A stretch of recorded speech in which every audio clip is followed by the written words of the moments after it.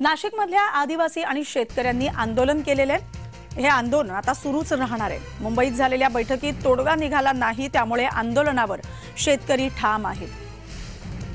माजी आमदार जेपी यांच्या नेतृत्वाखाली हे आंदोलन सुरू आहे। गेल्या 2 दिवसांपासून नाशिकच्या जिल्हाधिकारी कार्यालयासमोर आंदोलन सुरू आहे। आंदोलकांनी कार्यालयासमोर ठिय्या मांडलेल्या आदिवासी भागातले नागरिक आणि शेतकरी मोठ्या प्रमाणात मोठ्या संख्येने या आंदोलनात सहभागी झालेले आहेत।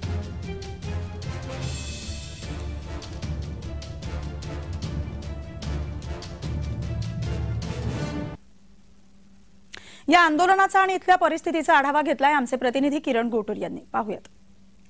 काल मुंबईत झालेल्या बैठकीत कुठलाही तोडगा न निघाल्याने नाशिकमधला जो लॉंग मार्च आहे ते चालूच ठेवण्याची भूमिका आंदोलकांनी घेतलेली आहे। मी नाशिकच्या या जिल्हाधिकारी कार्यालयावरती आहे। आपण बघू शकतो अद्याप मोठ्या प्रमाणात गर्दी आहे। आपल्या विविध मागण्यांसाठी नाशिक जिल्ह्यातून फुरगाणा परिसरातून हा लॉंग मार्च जो आहे तो नाशिककडे निघालेला होता। गेल्या 2 दिवसांपासून नाशिकच्या या जिल्हाधिकारी कार्यालयासमोर हे सगळे आंदोलकांनी ठिय्या मांडलेला आहे। आपल्या विविध मागण्या आहेत आणि त्याच मागण्यांसंदर्भात काल मुंबईत एक महत्त्वाची बैठक झाली। त्या बैठकीत कुठल्याही प्रकारचा तोडगा निघाला नाहीये। माझ्यासोबत काही आंदोलक आहेत, त्यांच्याशी आपण बोलूया। ते काल मुंबईत जी बैठक झाली त्या बैठकीला देखील जे उपस्थित होते, काय झालं नेमकं आणि आता काय तुमची एकूणच भूमिका राहणार आहे? नाही, इथं काल जे बैठकीमध्ये सगळं बैठक म्हणजे निष्फळ झाली। कुठलाही मुद्दा म्हणजे मागण्या मंजूर केल्या नाही त्यांनी।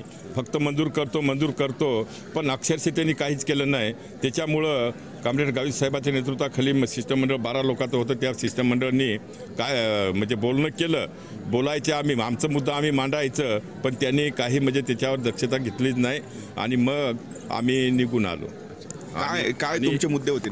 नेमकं मुद्दे आमचे जे आहेत ते वन जमिनीचा मुद्दा आहे, कांद्याचा मुद्दा आहे, दुसरं ते आशा वर्करचं मानधनचा मुद्दा आहे, अंगणवाडीचा मानधनचा मुद्दा, असे अनेक प्रकारचे मुद्दे होते आणि त्याच्यामध्ये मग एकही मुद्दा त्यांनी मान्य केलं नाही। आणि म्हणून आता आमची जी बैठक आहे त्या बैठकीमध्ये काय ठरेल ते गावित साहेब आता 2च मिनिटात इथे येत आहे। एकूणच पुढची भूमिका काय असेल ते ठरणार आहे। त्यामुळे आता हे सगळे आंदोलक काय भूमिका घेतात किंवा काय निर्णय होतो त्या मीटिंगमध्ये हे पाहणं महत्त्वाचं असेल। किरण गोटूर, जय महाराष्ट्र न्यूज, नाशिक।